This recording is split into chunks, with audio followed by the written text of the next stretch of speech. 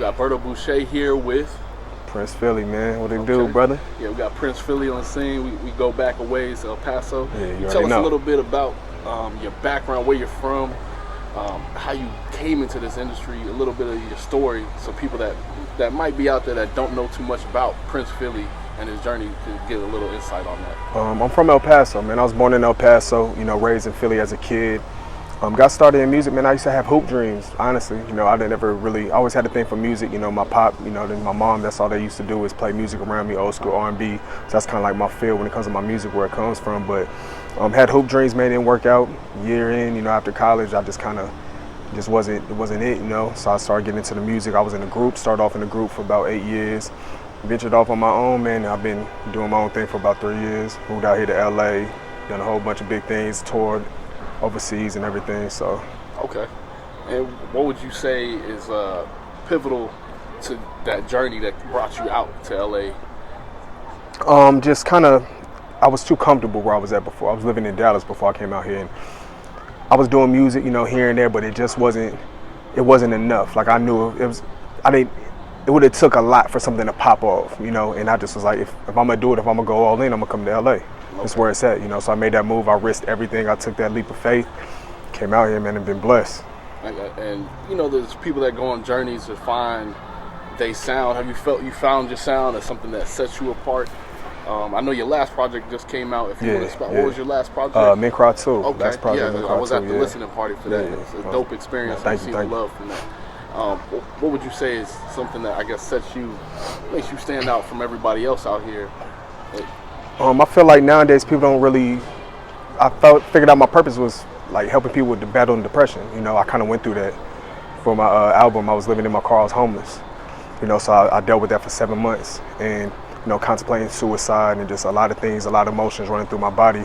I feel like that's my purpose in my lane now. So I feel like people don't touch on it anymore. When it comes to music, everything's just about materialistic stuff, or disrespecting females and money, cars, and we don't really hear that no more. So I think my lane now, I want to be the voice for that, and I want to be able to help people around me and all over the world when it comes to depression and suicide, and let them know you're not alone. You got this. Yeah. So big ups for that, because mental health is a real dilemma in our community, just worldwide. I mean, people are killing themselves off of statements every day, and it's happening more and more, and it's becoming sad. It's coming more a commonality that's more prevalent in our society. Mm-hmm. There needs to be more people that speak up and open up about that. Most definitely.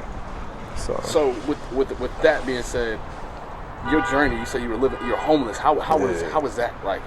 I couldn't even imagine. Being homeless, man, that is an experience, man. But I think it helped me at the end. I was able to learn from it. I took it as a learning lesson, not an L.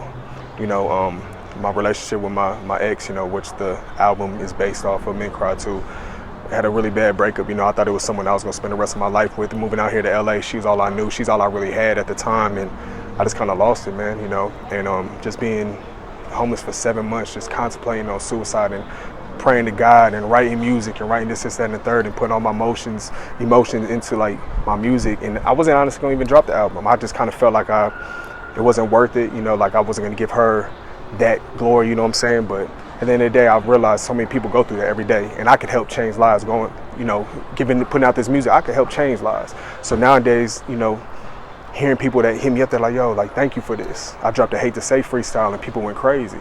And that made me realize, like, what, I need to drop this for the people, because people go through it every day. And the fact that I'm touching people this way is a blessing. So. And just from that experience, I mean, that has to be, you came out here with somebody. Did y'all meet in Dallas? Yeah, no. We met out here. She's from LA. So I was out here for like a month. I moved out here. My brother and mom put me in a situation. He's like, yo, we can move into the studio. We could record every day. So I was sleeping on the stove. When I first moved out here for a month, I was sleeping on the stove, in the studio. But I was like, I'm chasing my dreams. It's worth it. Ran into her. I met her through Romeo Miller. And then we started talking like a month in, me being out here. And she was just like, now someone I'm talking to, like, I got somebody to say, you can stay on the couch, whatever. So we just built that relationship. We got together. And I started, I just got comfortable, man, just staying with her, And see, you made the move there, Yeah. Sometimes life puts you in my mind, I was like, yo, this is maybe God putting this woman into my life. And that's why I think it hit me so hard, because I felt like God put her in my life to put me in this position so I could exceed, and you know, I could win and I could come on top. Like I took that leap of faith, and I was like, God's putting her in my life to help me get through this. Yeah, I'm a strong believer in that. Like you come across even either unfortunate or a blessing of situations that there to either you learn from, you gain something from it. It's supposed to happen, and you go through it. Yeah, most definitely, man. With that, the whole recording process of this last album, what would you say was that a relief for you, or is that like? It was. I can't lie, man. Every day in the studio, there wasn't a song I wasn't, you know, in tears. You know, my producers were kind of concerned about me, asking like, "Yo, bro, you good? Like, what's going on?" Like my depression interlude. I remember literally my producer, I came out, he was in tears, and he was just like, kind of like, "Bro, like, you like, dog, I never knew."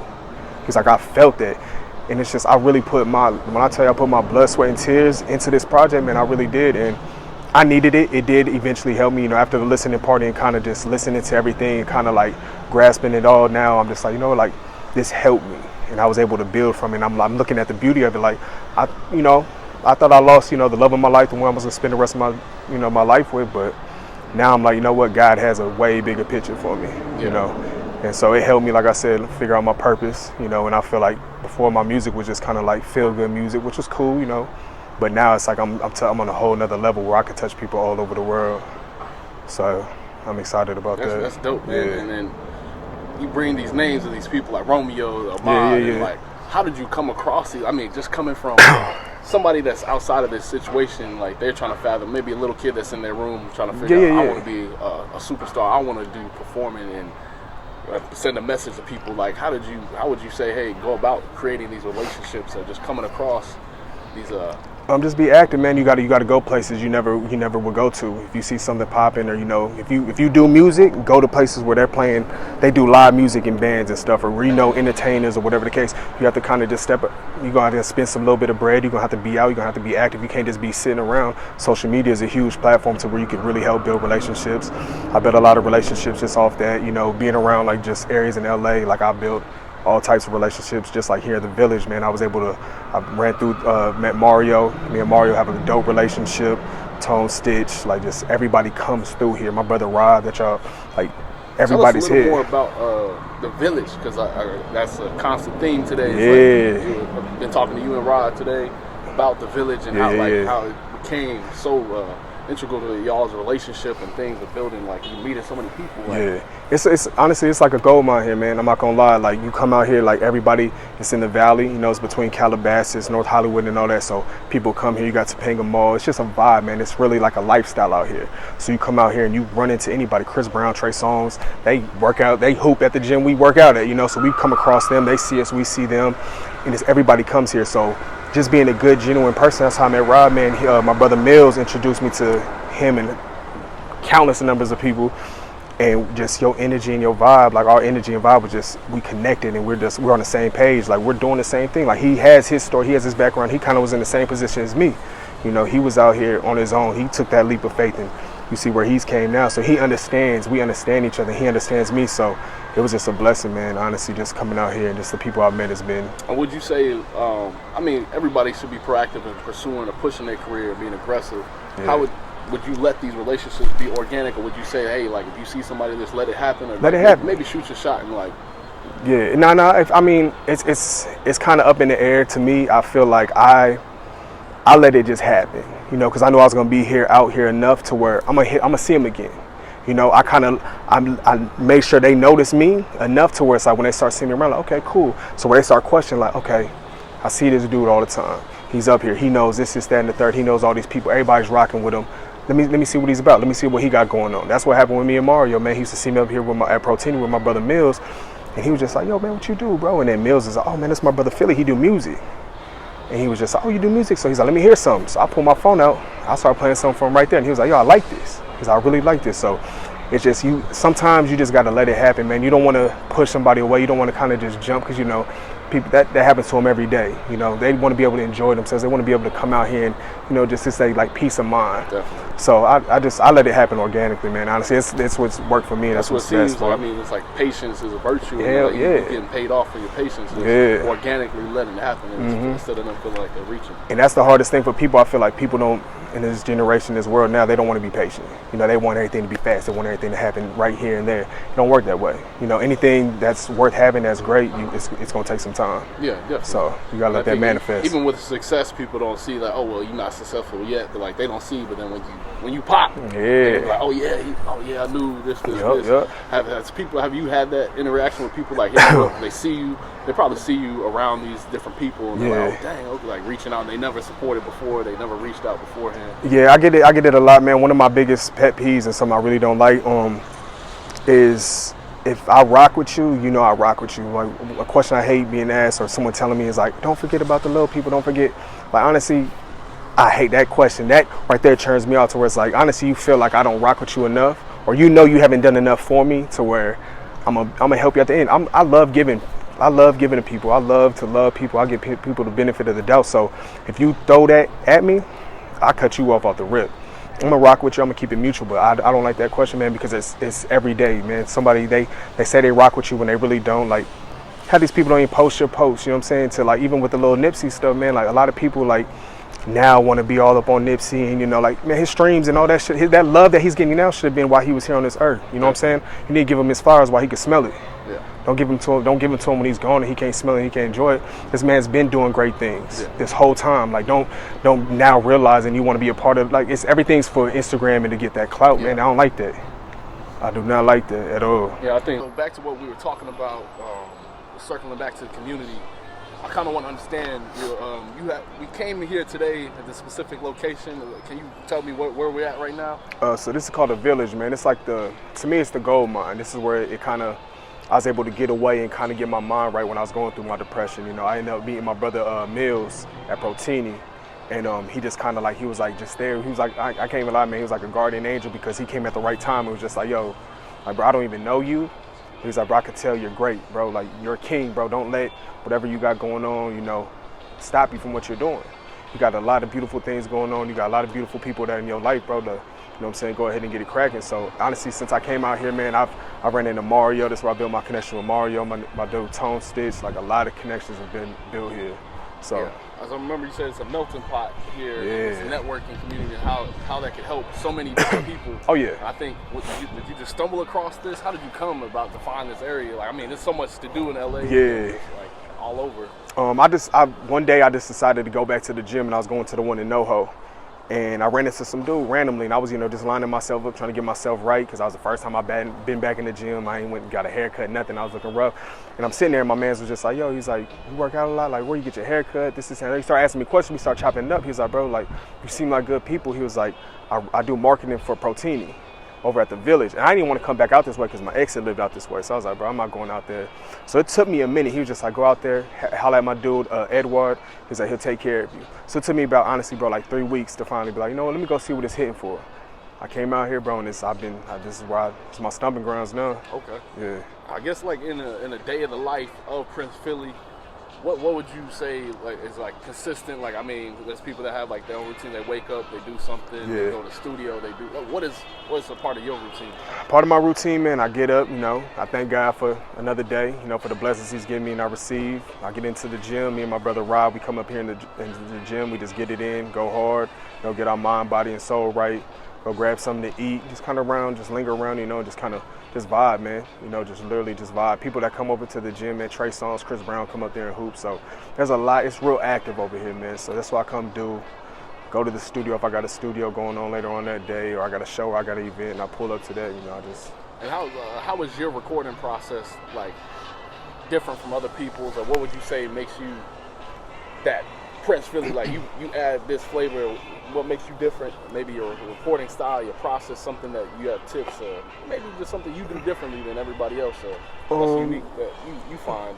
Something I do. I used to write a lot, so I used to listen to beats and I'd write. But I was blessed to be put in a situation to where I was in the studio with my brother Ahmad, and we had the studio all to ourselves. So I seen kind of like how he record. He would just play a beat and he just kind of do melodies and he just kind of harmonize and do a whole bunch of stuff through the whole song. So I was like, let me try that. So I started doing that, man. So I don't even write no more. I literally do that.